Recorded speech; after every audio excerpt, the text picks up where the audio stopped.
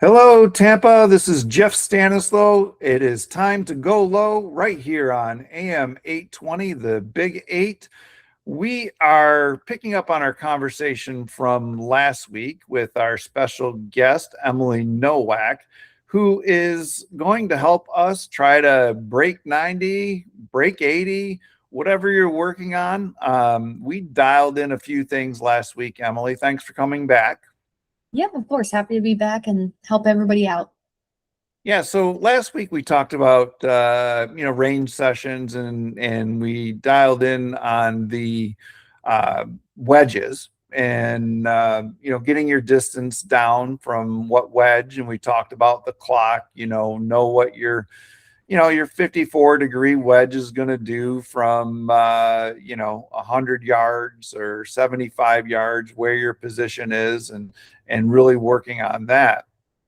This week, I want to focus on another area that where your wedges come into play, and that is, around the green side areas, from the bunkers or just off in front of the green when you're, 5-10 yards away. And hopefully we can help our listeners, shave some more strokes. Yeah, for sure. Yeah. So I think one of the most important things around the green is it's not flashy, but you see people putting all the time around the green. So putt whenever you can. And if you can't putt, look for a bump and run opportunity. So bumping and running that 8, 9 iron. And if there's something in front of you, you have to loft that ball up, get it up in the air, then you can pitch the ball. But one of the biggest tips I have for around the green is try to keep that ball on the ground as much as possible. Putt if you can, bump and run if you can't, hit that higher shot if you have to.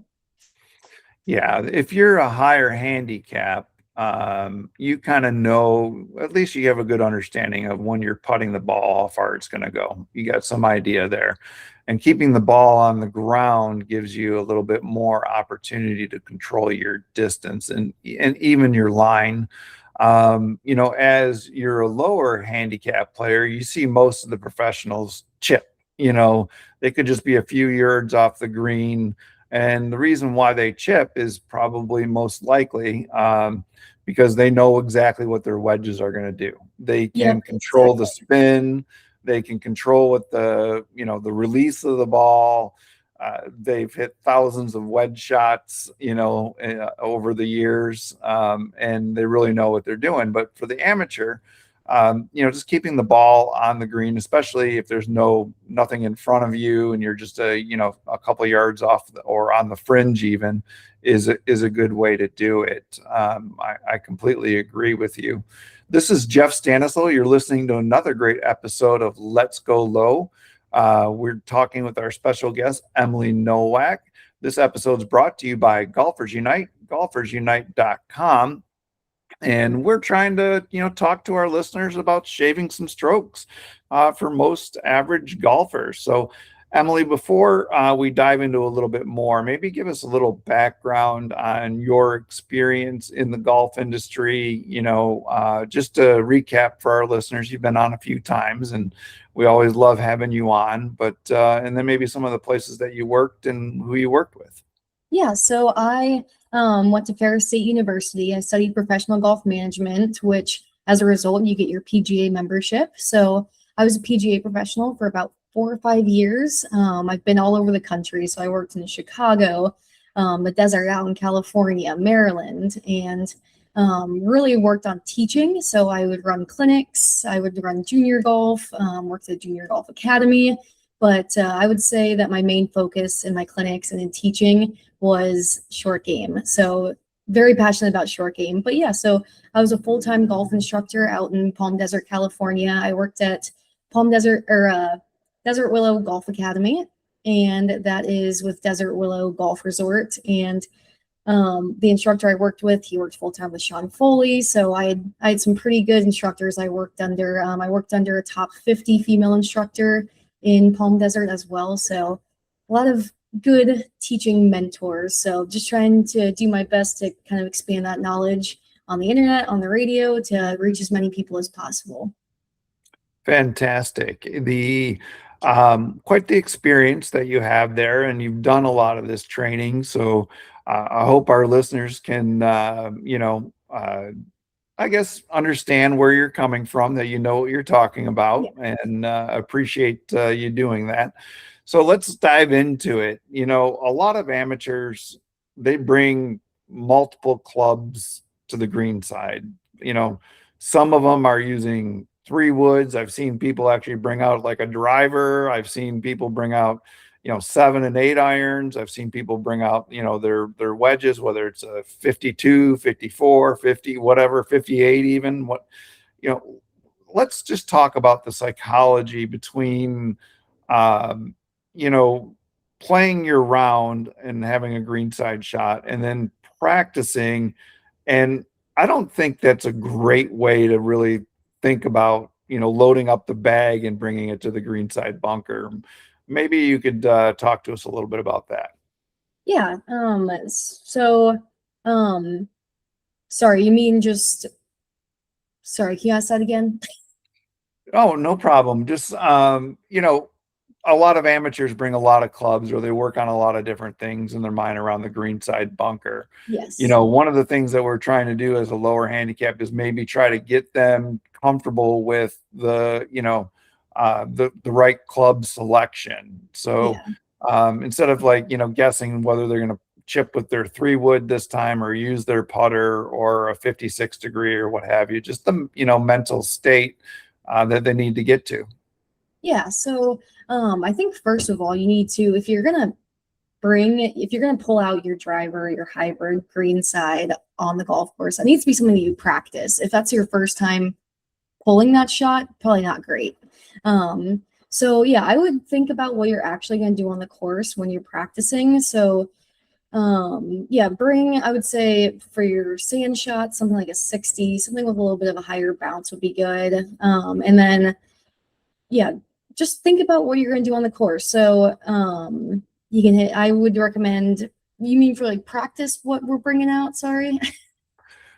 Yeah, for practicing, let's Yeah. just talk about practice right now. Get this cleared up. And we are just going to talk about, we're out on the range and we're trying to get better at chipping. Yeah. So let's start from that. Like, we're inconsistent chippers. We duff it, we skull it, and let's just talk about like what is maybe the most trusted club that they would bring, to practice and dial in, that gives them the most utility. Yeah, so a lot of people like to avoid the higher lofted wedges. So something like a 60, especially like a 64. I know a lot of people see those coming out like on the Golf Channel. You see commercials for those. So I think a lot of people are really comfortable with like a 56 or something around that. It's kind of like a middle of the ground club. Do you agree with that, Jeff? Yeah, I kind of took the 60 out the bag for that Yeah. exact I'm reason. unique. I love a 60 degree. I'm like, that's like my magic wand. Yeah, I just open up the 58 a little bit more if I'm in a trap, but around the green, Yeah. I kind of just I've dialed in the 54. Yeah, So so a lot of people they either have three clubs that they hit differently, or they have one club they love that they can hit different shots with. So yeah, so like you have your club, I like my 60, I can hit the lower shots, the higher shots, kind of figure it out. So yeah, it's really around the green, it's a real feel kind of thing, like with putting. So yeah, so you kind of choose if you want your one club you love or your multiple clubs that you hit different shots with, but generally people like to stay away from those higher lofted wedges for consistency. yeah, and part of the reason why is I was working with our club pro, and they just said the 60 degree or higher is just it's a difficult shot meant for lower handicaps. A lot of people, if they're not taking the perfect swing, they'll tend to ground it or chunk it, or they blade it and then it skulls Yeah. over Yeah, the you really have to nip it perfectly. But if you really have that feel, then yeah, you can start experimenting with those higher lofted clubs. But yeah, so generally the three different shots are actually very easy to hit. So there's the low shot, there's the middle tier shot, and there's the high shot. And literally all you have to do to hit those different shots is take that wedge in your hand and move the ball position. So start with the club start with the ball off your back foot, take that smooth stroke, nice wedge or a nice chip shot, see how low that goes, then move the ball up to the middle of your stance. That's going to go a little bit higher, and then play it off your front foot and watch how high that goes. So it's pretty easy to hit those 3 different shots with one club if that's what you're looking to do. Pretty much all you have to do is change that ball position back, center, forward. Yeah, that's fantastic. Kind of where we were getting to. We took a little detour there for a minute, but that's kind of the direction that I think our listeners really need to hear. This is Jeff Stanislaw. You're listening to another great episode of Let's Go Low right here on AM 820 every Saturday morning on the Big 8 radio, brought to you by Golfers Unite, golfersunite.com. If you guys want to check it out, we've got great deals and opportunities with the hookups, free memberships, golfersunite.com. So you talk about the stance and ball position and the flights, and that's a really good thing that someone can practice. They can take one club, let's say it's their 56 degree. They can go out there and they can play the ball off the back of the stance. Now that's going to give them a little bit lower trajectory and probably a little bit more spin, right? Middle of the stance should give you a medium trajectory with a little less spin, and then your higher trajectory, I guess, depending on how you do it. If the ball is up on the front part of your foot, if you're a righty, that'd be up on the left foot. That's going to give you highest flighted ball, lands the softest. As an amateur, you're probably not going to see it stop and spin backwards because you're not taking that really quick, crisp swing. Yeah. But you will see it go up in the air and it'll land softer with a less of a release. Is that a good summary of that? Yep, exactly. So all the way back will run out a little bit more. It'll check, but it'll run out. Yep, and then all the way forward will land super soft and hopefully stop if you have a nice flight on it. But yeah, you can see those pros, they nip those ones forward really nicely. They get those high shots, they spin nicely. You probably won't quite get that, but it just moving that ball in your stance, it really makes you feel like a pro when you're an amateur just watching the different ball flights. So yeah, the goal is to take the exact same swing for each of them and just kind of watch how they fly differently. Yeah, fantastic. Well, we got a lot more to talk about, so we're going to actually take this whole chipping thing into another segment as well. We got a few minutes left. Let's talk about your weight and how it impacts, your chipping around the green. Yeah, so when you address the ball, you want 75 to 80% of your weight to be up front, and it needs to stay there. We don't want to sway our body. We don't want to get it stuck on the back foot. We want to feel that weight we want to feel that weight forward and it stays there. And this really helps us with impact. It helps us just nip it right off that turf. And the biggest mistake that you really see people make is moving that weight backwards and leaving it there, because then you're just chunking it, you're hitting the ground before. So no body movement, keep that weight forward throughout the whole swing and you'll make such great contact. Yeah, it's really important, and that message for a mid to higher handicap is so important to keep that weight forward. As soon as if you sway back a little bit, it changes where you're going to hit the ball, and that's where you get a lot of those chunks or a bounce skull, that goes across the green. So yeah, who knows what's going to happen. So yeah, I mean, the chipping stroke is not complicated. We have plenty of instruction on our page going over it, just the basics, but dial that in and yeah, those strokes will fall off your game. Yeah, and Emily, thanks for mentioning that. You can check out Emily does tips and lessons on Golfers Unite socials. You can check it out at When Golfers Unite on TikTok and Instagram and Facebook. You can actually watch Emily do that.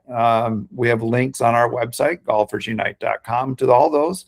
So Emily, as we kind of come to a close on this one, and we'll pick this back up and we'll do another episode on chipping, because at the end of the day, we've talked about, this is where amateurs shave strokes, right here around the green, You can take a chunk or a skull away and, get to a very functioning, two-putt cadence. And we'll talk about putting in an upcoming episode here.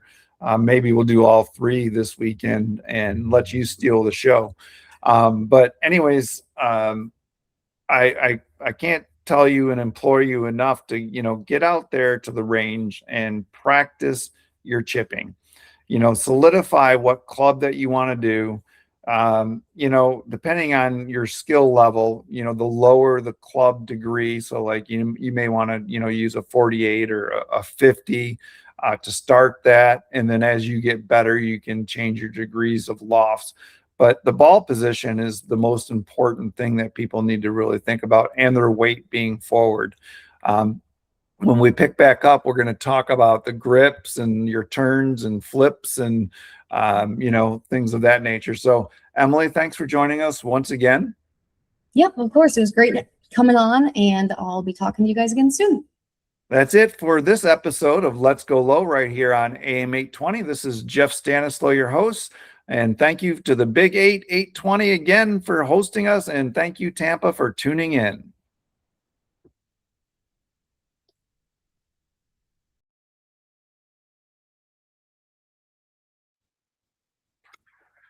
Hello, Tampa. It is Saturday morning, and you're listening to another great episode of Let's Go Low. This is your host, Jeff Stanislaw with Golfers Unite. We are picking up on our conversation for those higher to mid handicappers that are looking to break 100, 90, or even 80.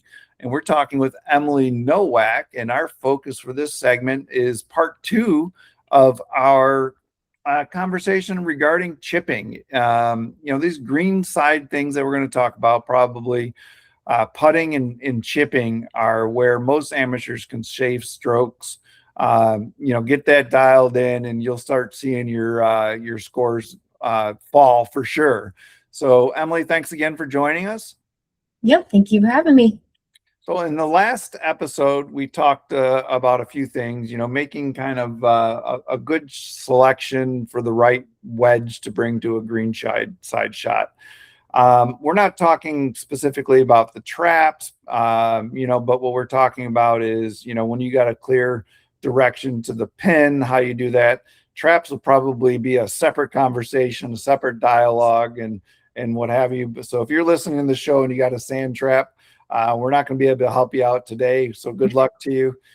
Maybe tune in next week and we'll get a sand trap episode going for you.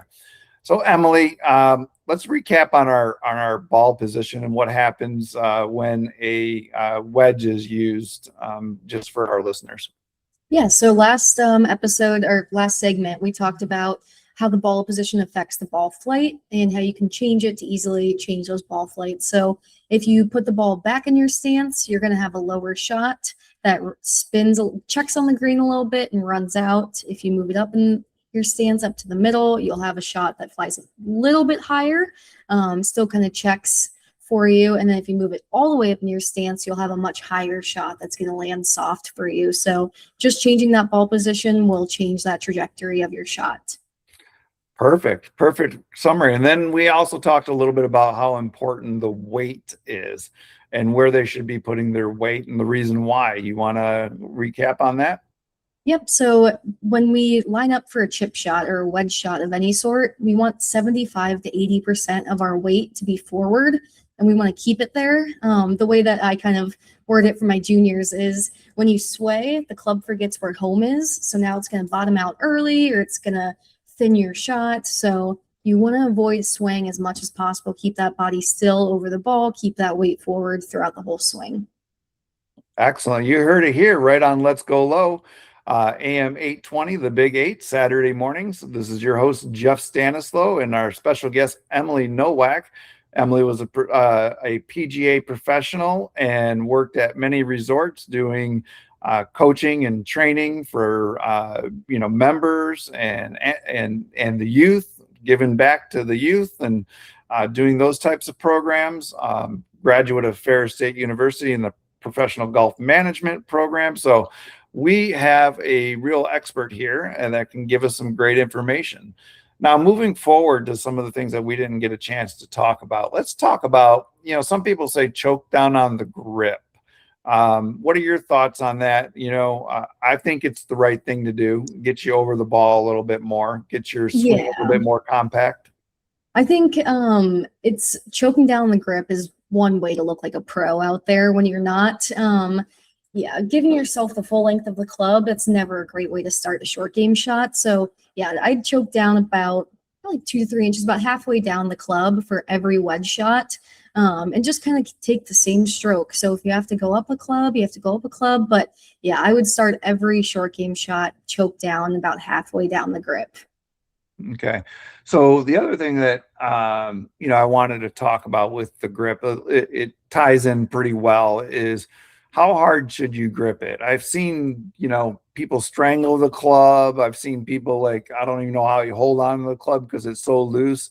What's a good grip pressure for when you're making these shots greenside,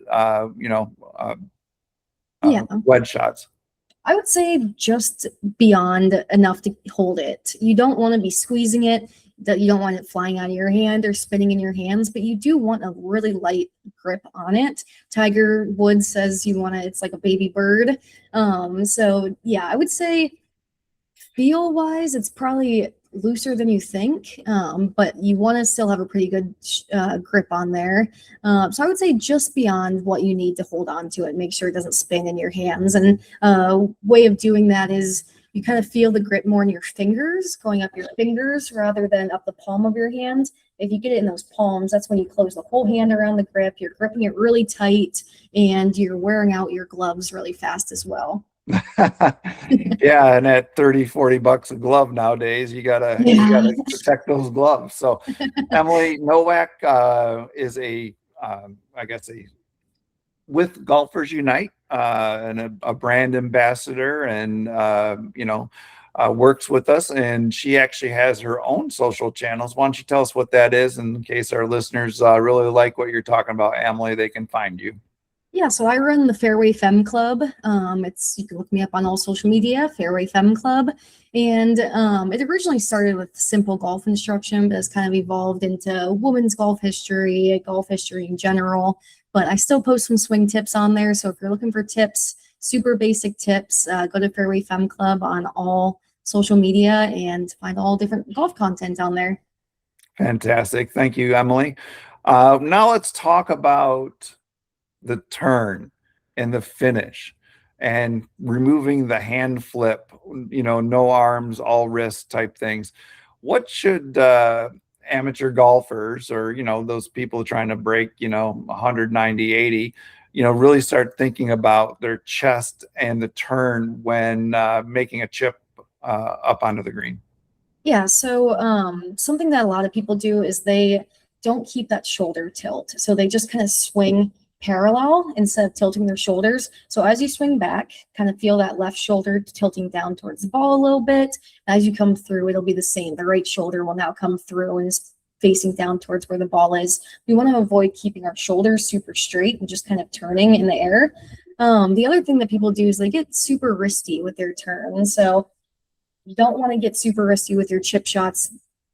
People getting too wristy and people swaying. Those are the two biggest mistakes I see. So as you go through, if you're not breaking your wrists, if you're not flipping your wrists back, don't flip them through on the follow through. And then with the follow through, I want you to think of following through as far as you take the club back. So we don't want this super short stroke back and then the club finishing over our left shoulder when we never swung it back that far in general. So that's the same with putting, chipping, everything. You generally follow through as far as you took the club back. Very, very good points. This is Jeff Stanislow. You're listening to Let's Go Low right here on AM 820, The Big 8, every Saturday morning at 8 a.m. Set your alarm clock for it. Brought to you by Golfers Unite, golfersunite.com. Check out all the hookups we have at golfersunite.com. So Emily, you brought up a really good point in regards to the finish through with your chest, and a lot of times, and keeping it really consistent and not letting your wrist do it. What usually happens when you kind of start flipping your wrist is that point of impact changes so quickly at the bottom. And if you're really wristy and not using your body to kind of turn and stay connected, it gives you a lot of various results, which we were Yep, trying to yep. avoid, right?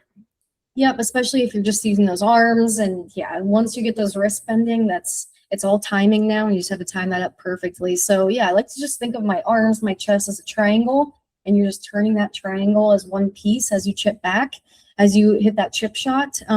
So if you are breaking that triangle, you're breaking your wrist, the club is now collapsing too early, or all kinds of inconsistencies happen. So Lots of yeah. things can go wrong when you break Yep, the you can't triangle, even right? predict what's gonna happen. Yep.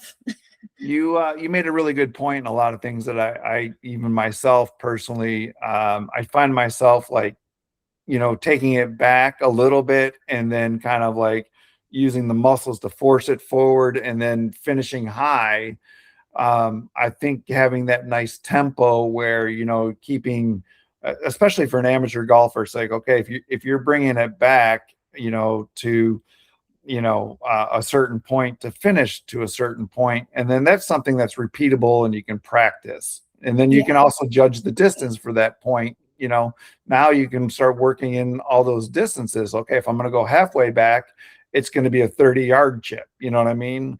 If I'm a quarter way back, then it's going to be a 10-yard chip. So I think that's really Yeah. important. Yeah, and paying attention to that. So yeah, don't just go out there and practice your chip shots and say, wow, that was a cool shot. Kind of take note of how far that halfway shot went. And yeah, as long as you have those hands pressed forward over that left foot, swing back, your wrists are already broken, like your wrists are already hinged if your hands are pressed forward properly. So have that set up, get a proper setup, and then just rotate those shoulders, come on through, shorter follow through, and you're good to go. It's fun to take that long follow through, kind of finesse it a little bit, but it's not helping your game. Exactly. Well, probably, a lot of people talk about bounces in their clubs, Mhm. right? As a higher handicapper, you probably don't even know they exist. You just, Yeah. you got a degree and you're going to hit it. But you start getting down to the people that play a lot and, they're trying to, break 80. They might be, in the discussion about the bounces. What would be probably a good standard bounce, and what is a bounce, and, how do people understand what it is? But what would be a good standard bounce for a mid handicap player? Yeah, I would say I think people do need a little more bounce than they think usually. So something around like I play really high bounce. But yeah, probably like a 6 or 7 will help you out on the course. But it really depends where you play. So if you're playing desert courses, you might struggle with some higher bounce because that's going to bounce you off that turf when there's really nowhere to dig. If you're playing kind of the longer grass courses, then that's when you want to go up and bounce. So if you are out in the desert, I would go lower bounce. And if you are playing softer courses like up in Michigan or something with a longer rough, I would go with a higher bounce to kind of bounce out of that rough. Yeah, and don't think you have to change clubs by where you're going. Just get good with what you got. But Yeah. if you live in Arizona and you're on a tight course and that's your home course and you put a lot of rounds in there, then it's probably a good recommendation to go with the lower bounce because it Yeah. Yeah. it Exactly. pinches better, right? The Yeah. higher, yep. Yeah. So Exactly. So, yeah, just if you're consistently playing somewhere like that, then yeah, I would change it. But otherwise, just kind of get a general idea of what you need. Usually, like a 6 or 7 is a pretty good bounce for mid handicappers. so let's talk a little bit about um, the flight that you want. you know so you got a pin, it's got a ridge, you know what I mean. I tend to play more of the bump and run because I kind of Mhm. dial in my distance. Now the only thing that I'll do is if I have a ridge in front of me, or something like that, I might change my elevation and move my ball position towards the front so I can get a little loft over top of the ridge and let it land soft and continue on. um, that's kind of what I do. But maybe when's a good time to not chip? Let's talk a little bit about that. When Yeah. not chip, you know what Yeah. I mean? So if there's something in front of you. So if we have some long grass, that's really gonna hinder the chip shot rolling out. Then we probably can't chip, or if there's a bunker in front of you.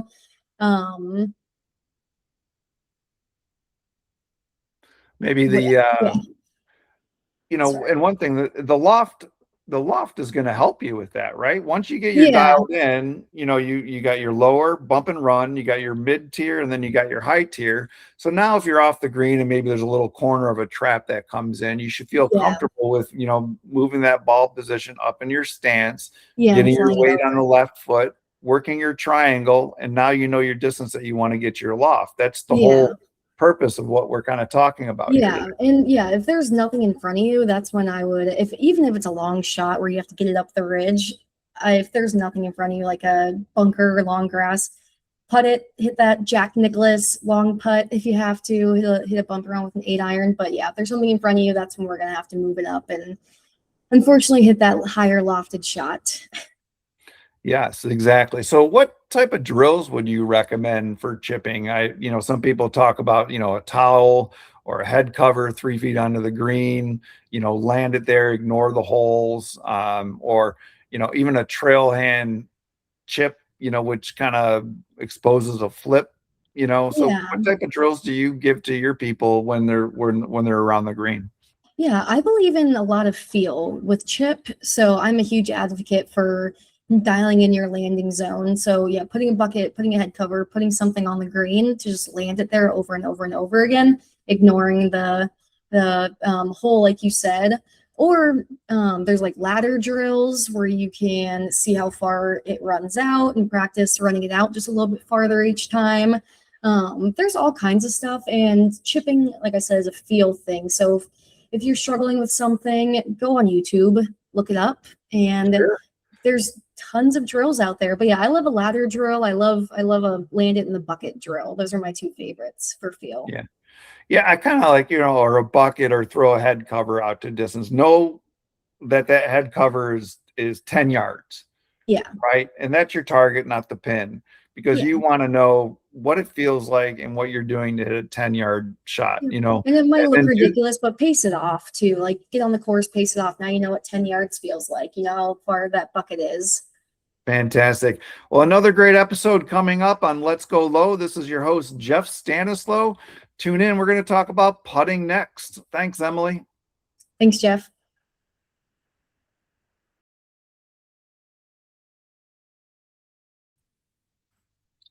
Hello, Tampa. This is Jeff Stanislaw, your host of Let's Go Low, right here on AM 820, the Big 8. It must be Saturday morning still, and you're still tuned in, listening to all the great tips and information that we're providing you right here on the Let's Go Low show.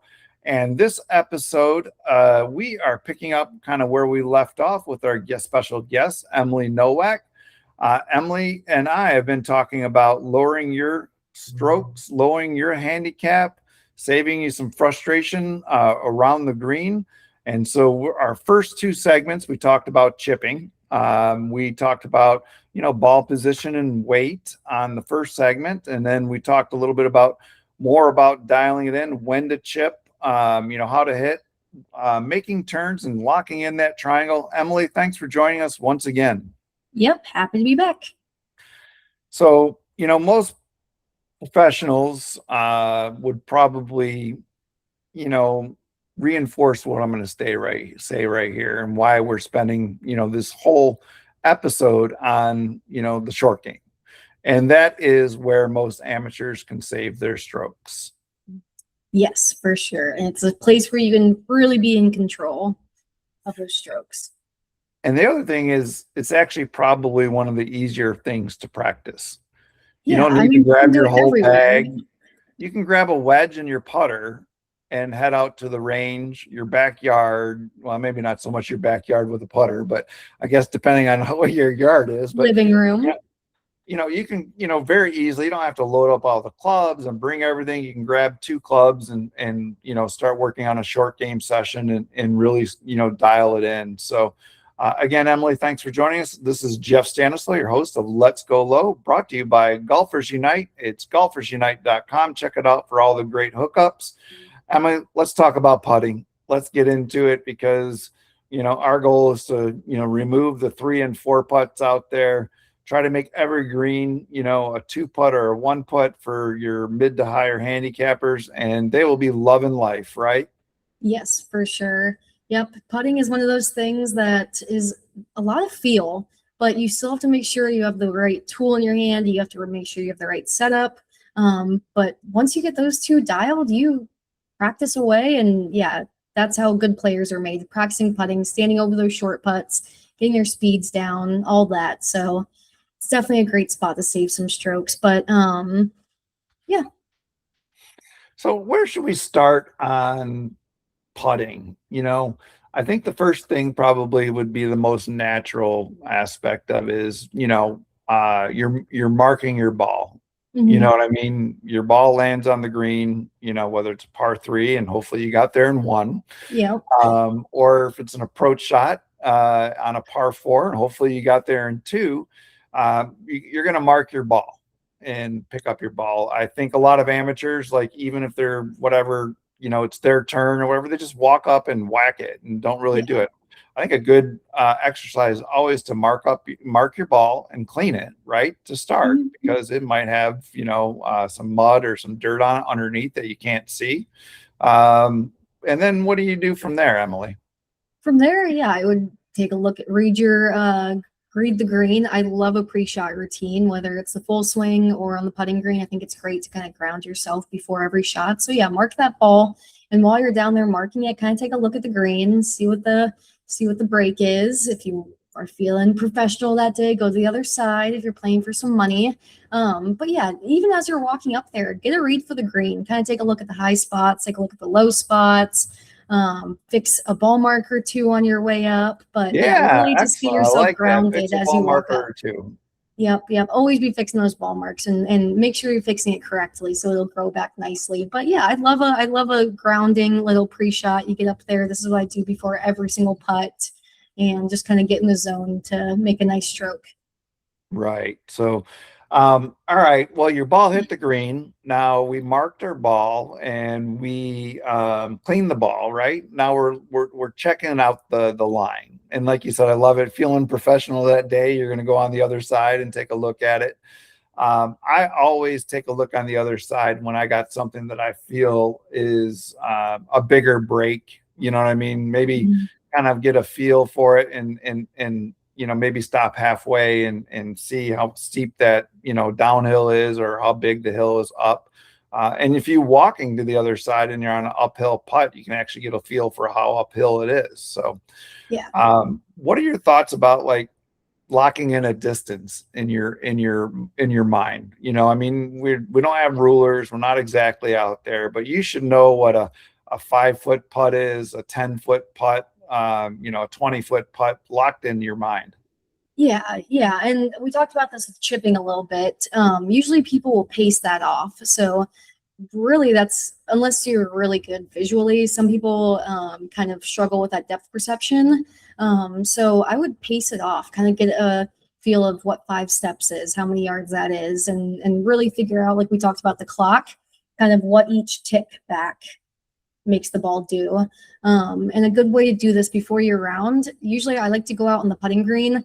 On the practice green, you kind of take a stroke, you keep that putter within your feet. So go from toe to toe and take 5 to 8 strokes on the putting green. And that'll kind of make you see what inside your feet, how far that runs out. So when you're on the course, you kind of know what the speed is of the green, how far back you have to take that in comparison to your feet. So,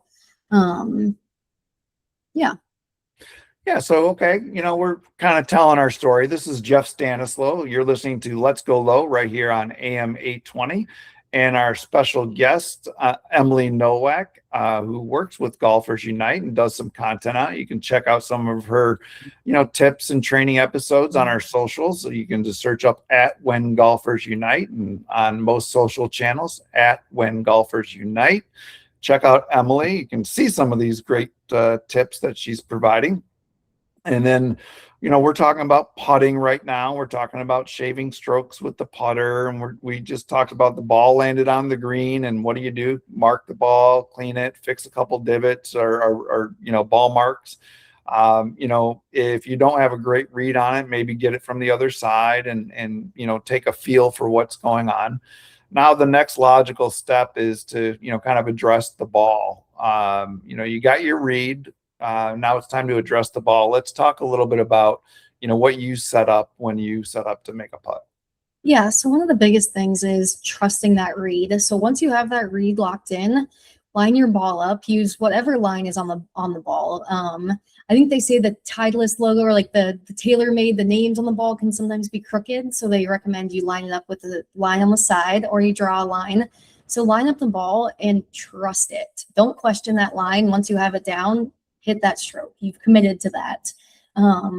That's really my biggest advice. Once you have that line down, you have to trust it, or else you're not trusting your line the rest of the day. Yeah, I think that someone told me when I was playing golf, or I came up with it. I can't remember, but you have to, you know, you fall in love with the line, but you marry the speed. Yes, So, exactly. you know, you know, they both have to come together, I guess, for, you know, happy marriage for us golfers is the two main important factors is the line and the speed. Yeah. You know, if you can dial those in, let's talk a little bit about how you get some speed control out there and some good drills that you do to lock in the speed.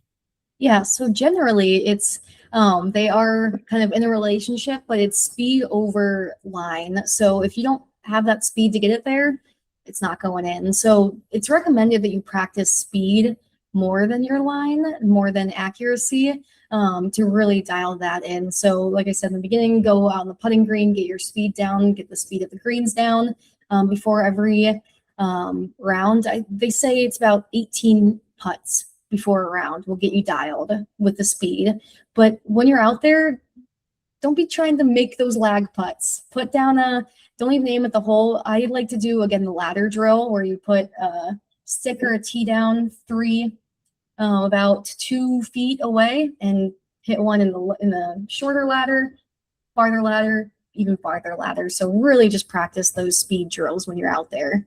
And then you can practice making There's lots of great numbers. games that you can play. There's like a point game. You can put like, you know, a tee, you know, behind and a tee in front, and you get a point for every time, you know, you land it between the tee and the hole, and then you get 2 points for if you land it between the hole and the back, you know, tee. And Yeah, you or can people will create just your own they'll games. only hit to the fringe, like they'll avoid the hole in general. They'll just hit to the fringe because that's just kind of like a line to hit to. So yeah, if you're plain Janing out there, you don't even need tees or anything. But yeah, I would say speed over direction any day of the week with But practice. definitely, this is Jeff Stanislow. You're listening to Let's Go Low right here on AM 820.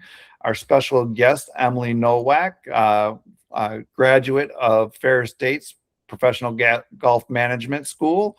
You know, 5 years experience at working at high-end clubs, doing training for and teaching for, you know, golfers of all different types of ages. So we are now, you know, ready to make our putt. We have our line picked out, and we've worked on our speed in our practice range. Now it's time to execute. What goes through your head when it's time to make that putt? I think that's really one of the most important thing. For me, I have kind of one thing is I try to hit when I'm exhaling, not inhaling because it wants to move you up. Exhaling, you can kind of stay a little bit more stable. And 2 is I try to keep my head down and I count to 1 before I move my head, because a lot of amateur golfers, they want to see the ball go in, right? Yep. And And so if you that's do one of the the one biggest second things. rule, if you do the 1 second rule after you strike it, you know your ball's staying down, then you can look up and you're not going to pull it because you're looking. What are your Yep. thoughts? Yeah, I love the not peeking. That's something that a lot of people do. I promise you, you're not going to lose your ball on the green. You don't have to look for it.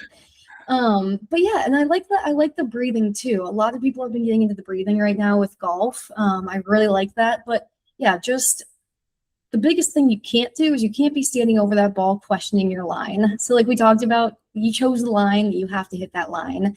And just think about it rolling over the next like 4 inches, rolling end over end into that hole. But yeah, I like the breathing. I like the not peeking. Those are 2 great tips. I agree with Exactly. this. So let's talk a little bit about three putt killers. Usually happens is like the root cause is always the first putt. It's usually not the second, right? So it's really important to get those distances down because, all of a sudden you're leaving yourself a 6-foot putt on a 20-foot putt because you're short. You got a tester coming back with what the guys say or the gals say that, there's some meat on those bones, right? Yes. Then you gotta go putt it. So the other thing is, hitting it like if it's a putt and there's a low side and a downside on your second putt, is getting it on the wrong side of the hole. Most success comes for if you keep the putt, even if it is, doesn't go in, but you want to stay on the low side of the hole. And then, never leave it short on a putt that you should make. Those are usually three, what they call 3-putt killers. What are your thoughts on that? Yeah, so usually, yes, there's the pro side, the amateur side, but I was just reading something that the pros are actually getting away from that. So they want to be 2 feet past the hole, but now they're kind of happy with a 2-foot radius on either side. So anywhere within 2 feet is good with them. But yeah, we talked about this last week. Find where your misses. See, if I miss, do I want to leave it short? Do I want to fly it past the hole? And then, yeah, I would say speed control is probably the biggest thing that is causing those 3 putts. People aren't practicing that because usually if you're 3-putting, you don't have a 2-footer back. You don't have a 2.5-footer back. You usually have 5 to 8 feet that we are really banking on making. So yeah, I would say speed control is probably the biggest killer, and just figuring out where you want to miss that putt and where you especially want to avoid. Yeah, and then let's talk a little bit about the gimme. You know what I mean? You're playing a nice, social game, and you have a 2-3 foot putt left, or and someone says, oh, that's good. What do you do? Do you go up and putt it, or you take it? I think most amateurs just take it and sweep it and off they go. But it kills them come tournament time. Yes. When they got something on the line, whether it's I always kind of go in and at least I'll rapid fire the putt, but I will make the putt. I'll say, thank you very much. I appreciate it. I'm just going to give this a quick stroke. Yeah, I agree. I think that's good etiquette. Having worked at really high-end clubs, I do notice that a lot of people like to swipe them and then just kind of take it and watch how low their handicap gets. That seems like that's what people are kind of chasing, just that low handicap. But if you're a low handicap, I gotta see those hitting the bottom of the cup. So I like your style. At least try to see it go in the bottom of the cup. I'm not a huge gimme person. If I do give gimmies, I'll usually take the first few holes to see how they're putting and see how far that gimme radius is going to be before I go. But yeah, I really like your method. You have to at least attempt thank it. me. You appreciate it. So I'm going to just work on, a quick distance here thing. And then yeah, I don't feel like the hole's complete unless I at least attempt to make that last putt. Well, there's so much more we can talk about putting and shaving some strokes. We'll have you back, Emily, and we can talk about like surveying the land and whether there's water or, if you're playing an elevated course, there's some courses where you're think it's an uphill putt, but that you're on a mountainside and the whole thing is downhill and you don't take that into consideration. Thanks for joining us, Emily. This is another episode of Let's Go Low right here on AM 820, the Big 8 Radio. Thanks again. And as always, let's go low.